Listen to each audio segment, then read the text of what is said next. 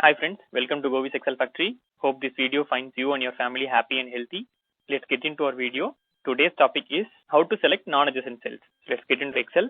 So I have a set of cells which needs to be selected. So they are non-adjacent to each other. So if you have a set of values adjacent to each other, you can just click and drag on them.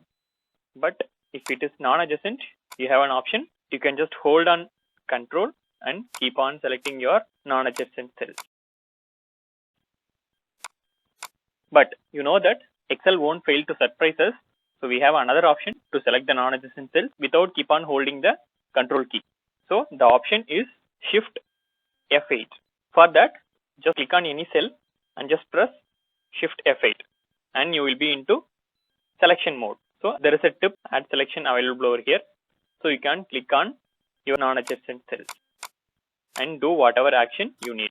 I just selected cells and I am going to change the background color of this cells to yellow. And now you can see the selection mode is gone because once you do any action other than selecting the cell, you will be out of selection mode. Hope you are surprised with this option and enjoyed the video. Please like and comment your queries. Subscribe to the channel for more useful content on the way. Thanks for watching.